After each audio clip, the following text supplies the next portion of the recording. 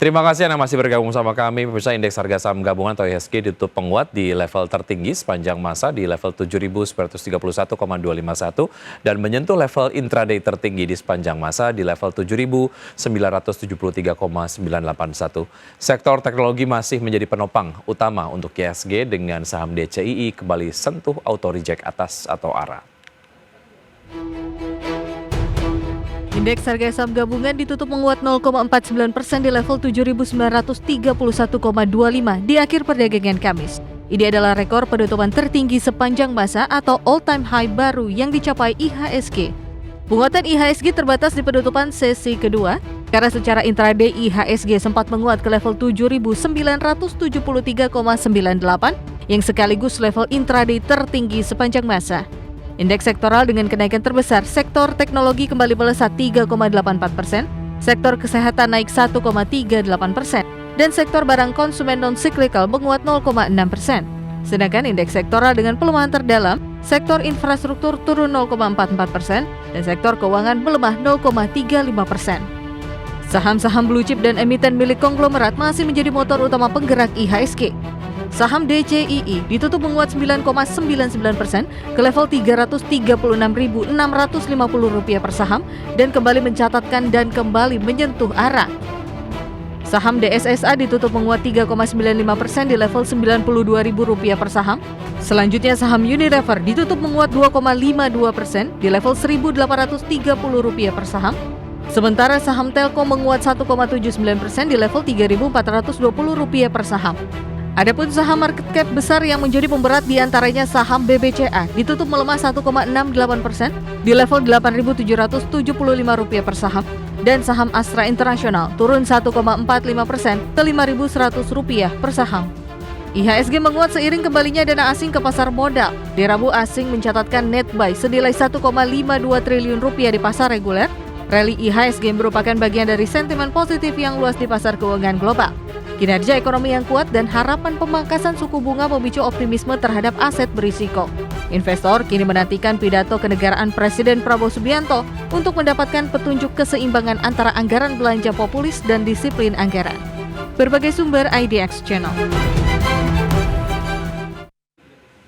Ya, untuk berbincang di paruh kedua di special event kali ini, saya akan berbincang bersama Mbak Sulistina Primasuci, Head of Investor Relations Mandiri Utama Sekuritas. Selamat pagi, Mbak Sulis.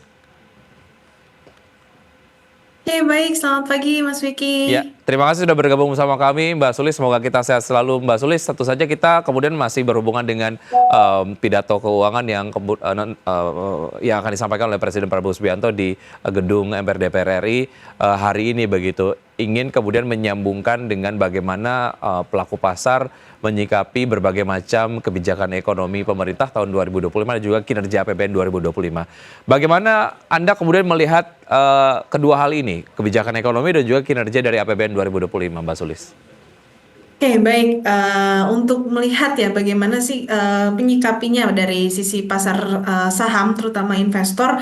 Memang kalau kita agak throwback ke belakang, ini di awal tahun sebenarnya sempat tertekan atau mengalami reaksi negatif gitu, karena sempat ya dari sisi beberapa kebijakan ekonomi seperti program makan gratis ataupun belanja fiskal secara besar-besaran, ini justru malah berdampak negatif ke pasar saham, di mana IHSG sempat ya turun lebih dari 7% di bulan April lalu, dan bahkan sejak awal tahun sampai dengan di kuartal pertama di tahun 2025 itu asing masih net sell besar-besaran gitu. Terus barulah masuk ke pertengahan ya di tahun 2025 ini mulai ada sisi stabilisasi dan pemulihan secara bertahap, karena mulai ada penurunan dari suku bunga Bank Indonesia, yang mana ada sinyal positif juga dari sisi IHSG mulai rebound, dan barulah setelah semester pertama ini akan berlanjut ke semester kedua dengan sisi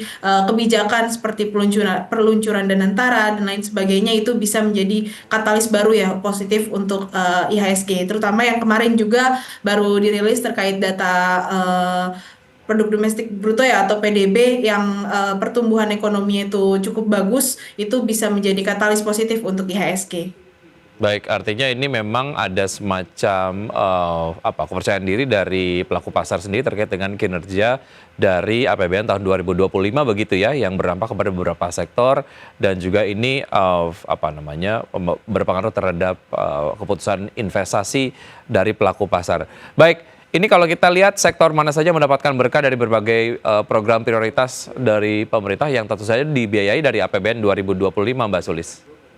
Oke, kalau melihat dari sisi sektor ini saya ada concern 5 sektor sebenarnya. Yang Hmm. pertama dari sisi konstruksi karena mulai ada belanja besar-besaran terutama proyek-proyek baru ya yang didapat dari beberapa emiten konstruksi, contohnya seperti di ADI, terus juga kemarin sempat ada di PTPP, itu jadi katalis juga untuk emiten tersebut. Terus yang kedua, ini juga saya concern di bagian sektor properti dan Mhm. kawasan industri dengan mulai diturunkannya suku bunga BI, tentu ada dan juga ada perumahan subsidi dan juga insentif relokasi industri. Ini bisa menjadi meningkatkan penjualan ya dari penjualan rumah gitu. Lalu yang ketiga, ini dari program makan bergizi gratis ya. Ini juga tentu akan berdampak positif juga kepada sektor konsumsi dan makanan minuman. Dan yang keempat, itu saya concern di sektor perbankan ya, karena masih positif dengan adanya penyaluran kredit dan juga fokus di UMKM. Ini saham-saham yang terdampak mungkin seperti di BBRI atau di BBTN dan lain sebagainya. Dan yang terakhir ini masih di sektor telekomunikasi ya dan digital karena dengan adanya transformasi digital dan pemerataan akses internet tentu ini menjadi katalis positif untuk di sektornya. Baik, untuk rekomendasinya di sektor-sektor yang terdampak dari belanja pemerintah melalui APBN 2025 seperti apa, Mbak Sulis? Oke, kalau untuk rekomendasinya ini memang saya masih dari kelima itu saya concern di dua sektor. Yang Hmm. pertama di konstruksi terutamanya karena mulai adanya pembangunan dan juga realisasi proyek ini mulai ada sinyal positif dari sisi pergerakan harga sahamnya dan juga melihat ya di semester pertama ini dari sisi kinerja laporan keuangannya juga mulai membaik. Jadi mulai bisa akumulasi ya di saham-saham konstruksi dan juga di saham sektor telekomunikasi yang mana seperti di Telkom, XL dan ISAT itu bisa menjadi rekomendasi buy ya untuk di sektor telekomunikasi. Baik, itu beberapa sektor yang kemudian direkomendasikan oleh Anda. Pertanyaan terakhir kepada Anda, Mbak Sulis, mengenai harapan soal RAPBN 2026 dan optimisme IHSG menembus level 8.000 seperti apa? Oke, kalau untuk harapan ya soal RAPBN 2026 ini memang saya berharap ya untuk difokuskan kepada belanja yang mendorong sektor unggulan saham gitu ya dan juga bursa yang mana tetap menjaga defisit untuk bisa terkendali dan juga mengelola hutangnya dengan prudent sambil juga memberi stimulus fiskal ya untuk mampu menggerak sentimen dan juga arus modal investor asing masuk. Sedangkan kalau dari sisi optimisme IHSG mampu tembus 8.000 jelang HUT RI yang ke-80 ini saya masih cukup optimis gitu karena Baik. masih tingginya net buy investor asing.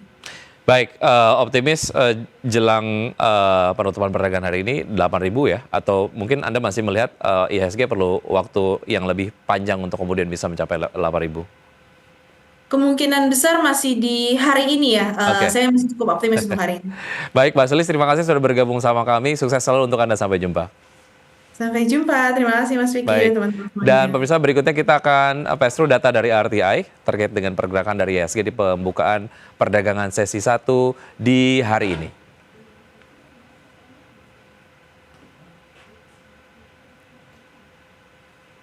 Ya, sejauh ini IHSG bergerak menguat 0,37% di level 7.950 dan beberapa saham-saham yang masuk ke dalam jajaran top gainers yang adalah WRG, IOTF, BRPT dan juga HIL, top losers Telkom, Inet, KLBF dan juga Koin. Sektor teknologi nampaknya masih memimpin penguatan ya, penguatannya kemudian sangat signifikan 2,67% dan tentu saja diikuti oleh sektor-sektor yang melemah diantaranya adalah sektor industri dan juga sektor infrastruktur.